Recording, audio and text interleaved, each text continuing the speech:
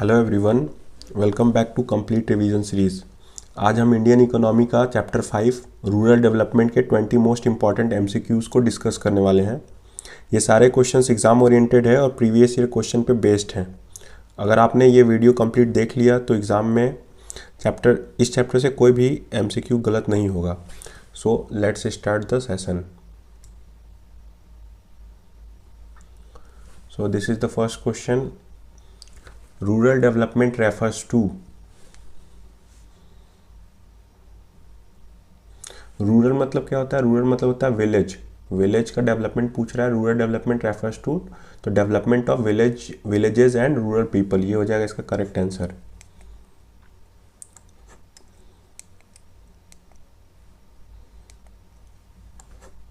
Development of villages and rural people, rural development का मतलब हो गया। विच of the following is the main occupation in rural India? जो villages का main occupation, जो विलेज में रह रहे हैं पीपल, उनका मेन ऑक्यूपेशन क्या होता है ये पूछ रहा है। तो उनका मेन ऑक्यूपेशन होता है एग्रीकल्चर, ये हो जाएगा करेक्ट आंसर।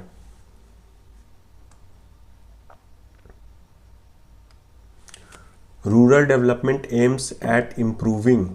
रूरल डेवलपमेंट जो करते हैं हम लोग, उसका मेन एम क्या होता है, मेन मोटिव क्या होता है, ये है क्वेश्चन में।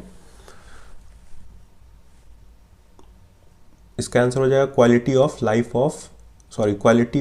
Of rural people. हाँ, option number C.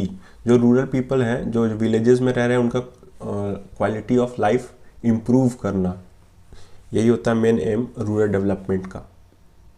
Overall development होना चाहिए।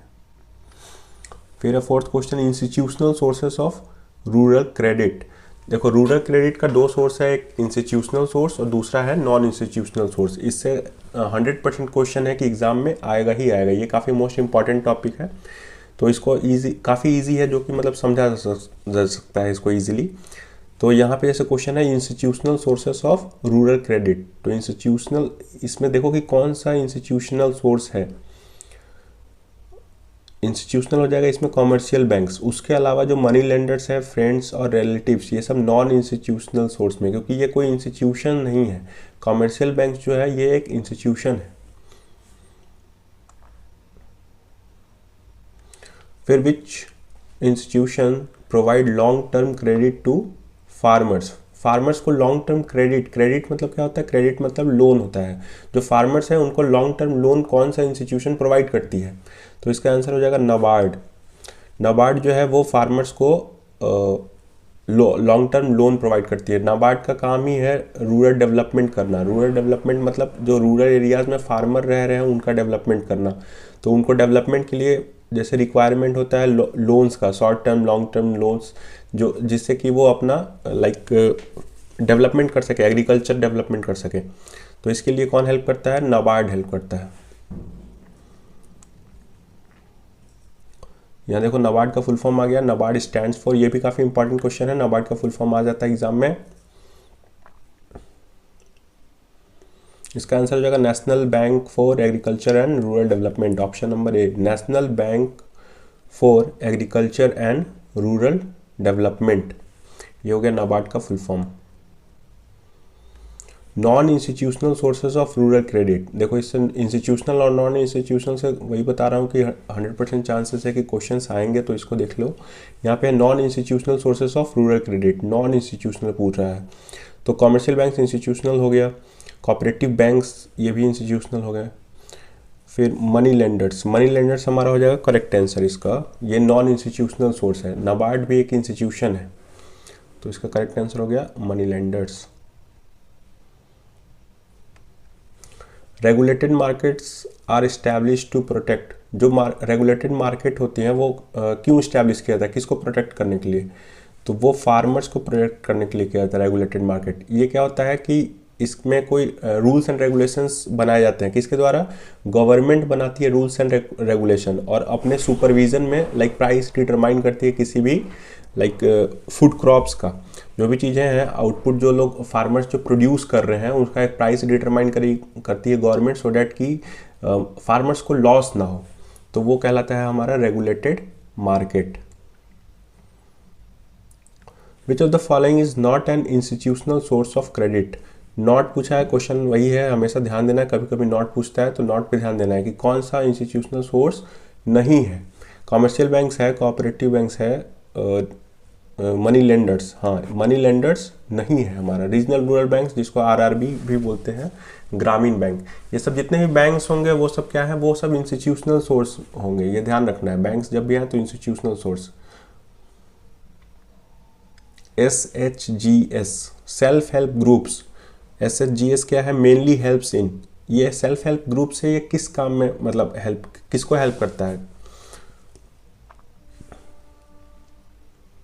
Providing loans to poor people. जो पुअर पीपल होते हैं वो लोग सेल्फ हेल्प ग्रुप्स बनाते हैं, मतलब एक दूसरे समूह जो बोलते हैं, गांव में अभी जो ज़्यादा चल रहा है समूह, वो क्या है कि ये पुअर पीपल जो होते हैं उनको लोन प्रोवाइड करने का काम करती है self help groups.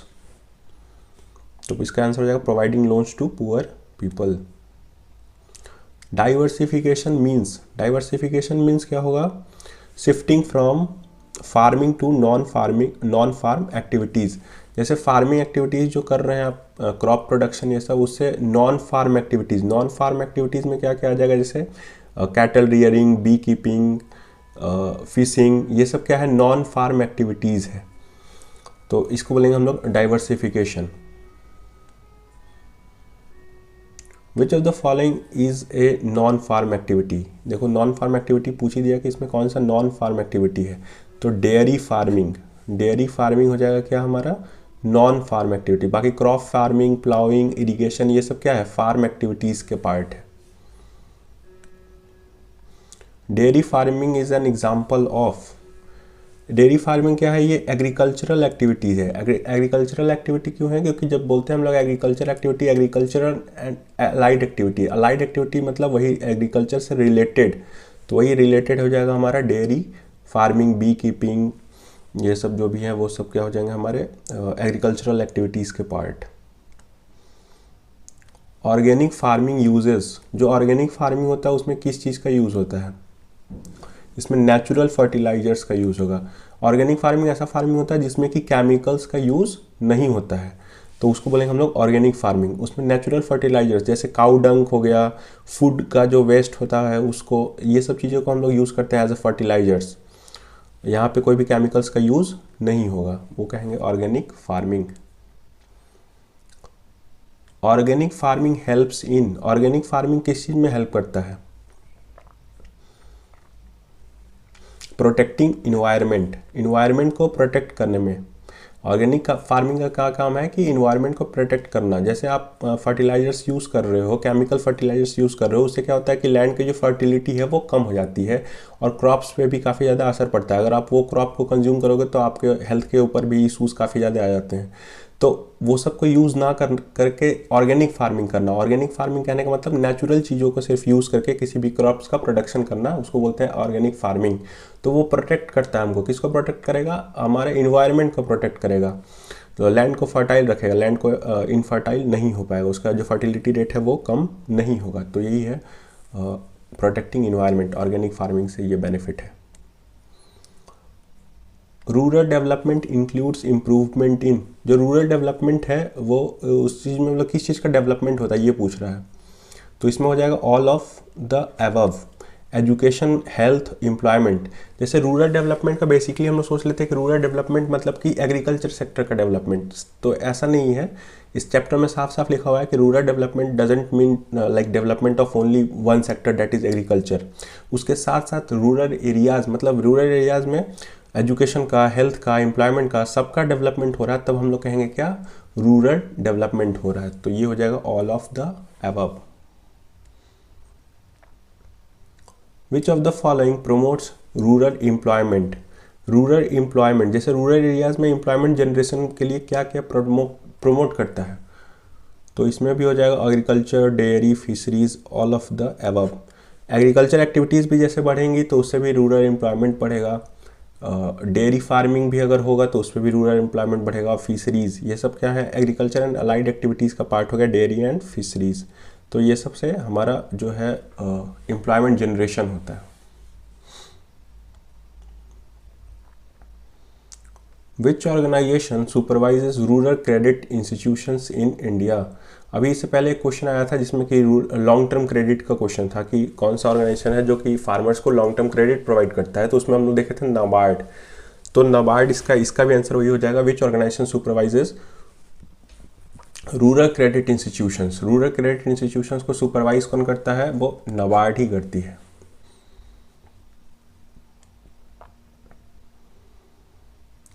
Green revolution mainly increased production of, जो ग्रीन रिवोल्यूशन हुआ था उससे किस चीज़ का प्रोडक्शन ज़्यादा बढ़ा, इसमें फूड ग्रेन्स, जो फूड ग्रेन्स है उसका प्रोडक्शन पे ज़्यादा फोकस किया गया था ग्रीन रिवोल्यूशन में, राइस वीट ये सब चीज़ों पे, तो वो हो जाएगा हमारा। और मिल्क से जो रिलेटेड है अगर ये आया तो ये वाइट रिवोल्यूशन, मिल्क है हो जाएगा वाइट रिवोल्यूशन, या फिर ऑपरेशन फ्लड भी एक बोला जाता है इसके लिए, ऑपरेशन फ्लड। ये जो दोनों चीज़ है ये सब किस चीज़ से है, मिल्क से रिलेटेड है। Sustainable development means, sustainable development आपने पहले भी पढ़ा होगा पहले के क्लासेस में कि सस्टेनेबल डेवलपमेंट मतलब कैसा डेवलपमेंट होता है, using resources wisely for future generation. जो रिसोर्सेज हम लोग यूज़ कर रहे हैं उसको वाइजली यूज़ करना है, मतलब अच्छे तरीके से यूज़ करना है, सो डैट कि फ्यूचर जनरेशन को हमें प्रॉब्लम उनको फेस ना करना पड़े, उनके लिए भी बचा हुआ रहे, तो उसको बोलेंगे हम लोग क्या, सस्टेनेबल डेवलपमेंट। तो ये थे सारे इस चैप्टर के मोस्ट इम्पॉर्टेंट MCQs।